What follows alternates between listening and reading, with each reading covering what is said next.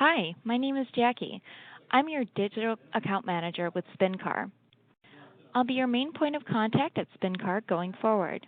And I want to tell you that everyone over here at SpinCar is so excited to be working with you and your dealership. So let's begin our SpinCar product tour. This tour will cover the two main parts of SpinCar's product. Part 1 will cover SpinCar's photography process, and Part 2 will cover SpinCar's 360 Manager interface, which lets you manage and customize your spins. Okay, Part 1, SpinCar's photography process. SpinCar's photo process requires the same 26 photos be taken of each and every car. In addition to ensuring that your photo process is consistent and important pieces of your cars are never missed, this process ensures that SpinCar is able to generate functional 360 walkarounds of your inventory. Consistency in photos is the foundation for using SpinCar successfully. Okay, as you can see, your diagram here shows a photo of the exterior of the vehicle, numbered 1 through 12. Begin by taking 12 photos of the car's exterior. Always start with a 3/4 shot of the front passenger side and work your way around the car in a counterclockwise motion. Your 12th photo will be a straight-on shot of the car's passenger side. And in addition to this diagram, we have photos that correspond with each number, letting you know exactly what we're looking for in each shot. As you can see, there is the side shot, number 12. And it is also important to maintain camera angle and distance from the car in order to ensure a smooth 360 walkaround is created. So as to take as much of the car in the frame of the photo as possible, always aiming for the full car. If there's no questions on this, we'll move on to step 2. And step 2 is moving into the interior of the car. These front shot photos are best taken from the back seat to give you a good scope of view. Climb into the car's back seat and snap 3 photos left to right of the car's dashboard. Driver's side area, center of dash area, passenger side, and 16 is literally a side shot of the passenger side seat. And I can show you what that is to look like here. It's very basic, the side of the seat there. And what that shot does is it helps us smooth the transition from front seat to back seat. With that said, let's move on to the back seat of the car. These photos of the back seat are best taken sitting in the front, angling from the center here. And this continues in a clockwise motion.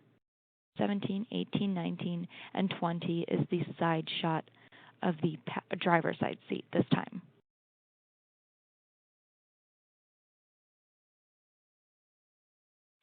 So that covers photos 1 through 20. 1 through 12 are the exterior spin, and 13 through 20 are the interior spin. Lastly, onto part 4, you will take the hotspot shots.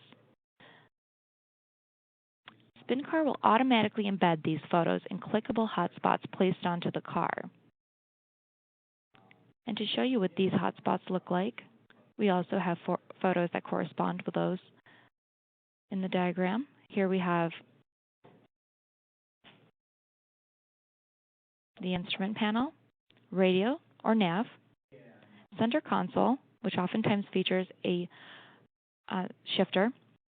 Then we move to the exterior shots, which are the tire or tire tread, the trunk, and lastly, the engine.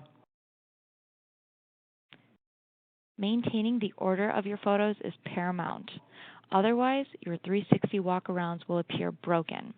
All cars that you photograph with 26 more photos from your first upload onwards will have a 360 walkaround automatically created for them. And I should also mention that after 26 photos are taken, or the minimum number that you agree on, you may take any extra photos, but these extra photos will display in a bottom carousel viewing panel, and they will not perform any tricks or do any spins. They'll just be there for any consumer to view at their discretion. All right, let's begin part 2, how to use SpinCar's 360 Manager interface. After you are launched, you will receive an email with login info, but for now, we're just going to follow along on my screen.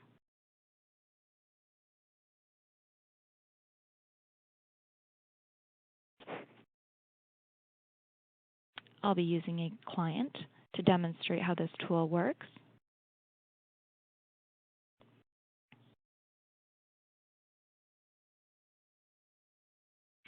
And what Manager does is it allows you to view all of the 360 walkarounds that are currently live on your site. As you can see, this client has quite a few.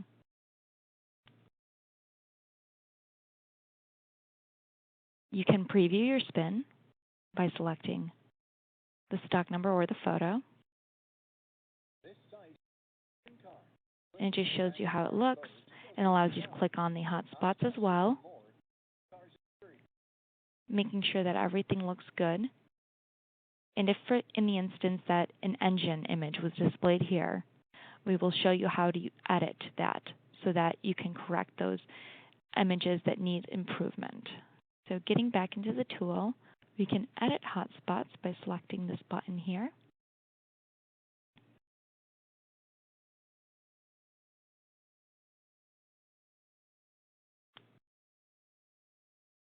On the left-hand side of the screen, you will see our standard hotspots listed.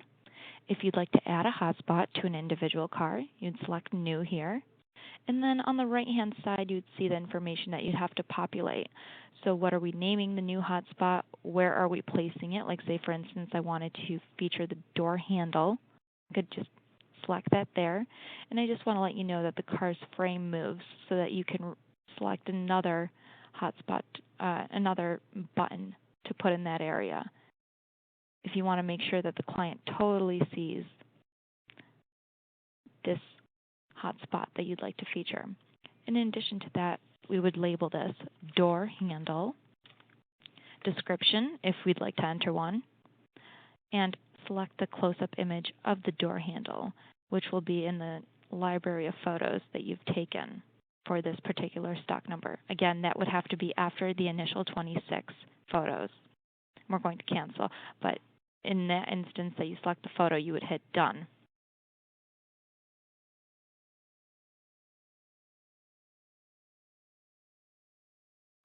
Okay. And this is especially useful if a car has a special feature like an aftermarket radio. That's a perfect way to call attention to it. Now on the right-hand side of the screen here, we have the conditional field. And conditional hotspots will be automatically applied to multiple vehicles after you create them. So for instance, we can select a model or make if we want it to be more broad in general. But right now we'll focus on model, and we want to say that every Verano will feature a sunroof image.